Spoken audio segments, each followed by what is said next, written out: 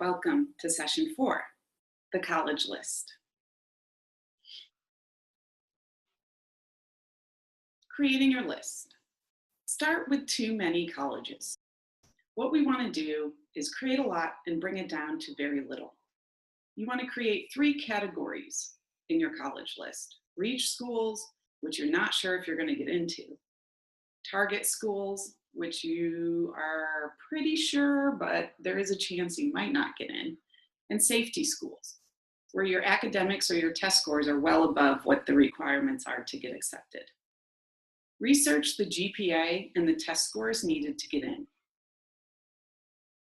Most of all, please be realistic. If Harvard is looking for a 4.0 and you have a 1.7 GPA, please think about considering your application to Harvard.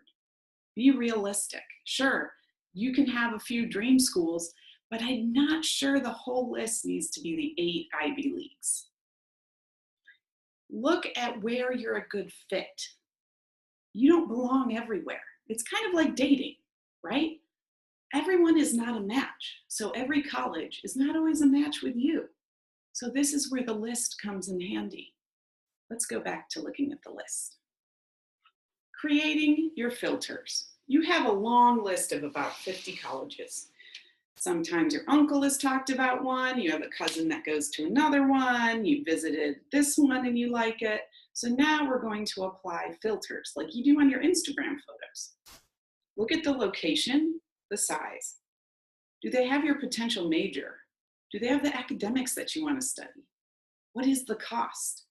And what's the percent of financial aid met for students by the college or university if cost is a big factor? Creating your list. Filter 1, the type of college you're looking for. Is it huge? Is it small?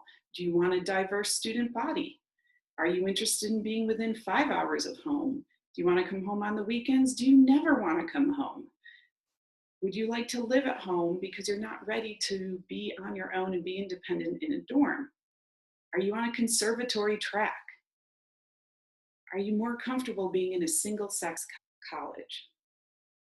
Filter number 2, academics. Do you need small classes to succeed, or will you be okay being a small fish in a big pond on a huge campus?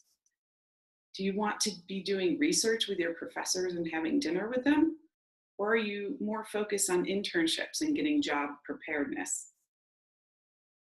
Also look at the extracurricular and the social. If you're not a big drinker, don't go to a big drinking school.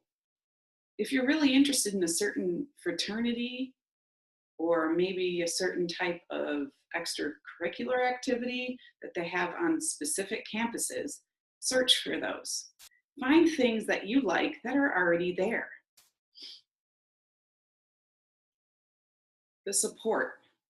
If you're a student that needs certain types of support academically, make sure that's in your list of filters. Some students really want to just get out and be working every summer in an internship, and they want a career service office that does that for them. Look for that, ask for that. If you think you need extra tutoring or you might have a learning disability or special needs, you're going to have to look for those services. More importantly, the location. Do you want to be rural in the middle of nowhere? Maybe, if that's what environment you're comfortable with. Do you want to be in an urban setting in a city so you can easily go places late at night or on the weekends? Then that's also a possibility. Think about the type of setting you're looking for and the type of campus that you're looking for, because geography might be important to you. Add that to your list of filters.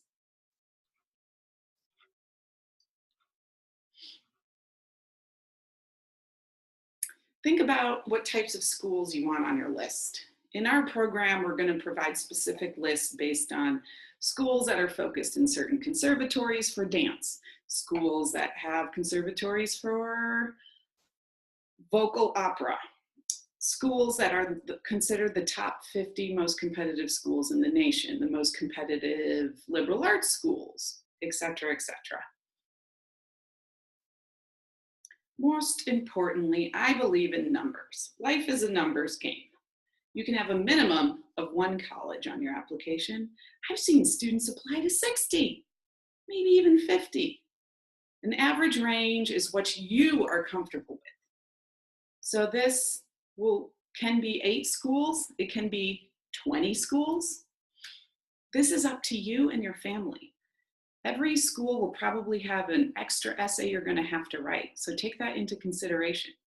Essays, supplemental essays with your colleges and universities are not going to be, hey, my favorite color is blue. You're really going to have to understand why this college and university is a good fit for you as a person. And you're going to demonstrate that in the supplemental essay, which we're going to get to in a different session. So take that into consideration and work that into your timeline. So if you do have a large number of schools that will be due for Christmas, you have to get going on those essays today in your junior year before summer has even started.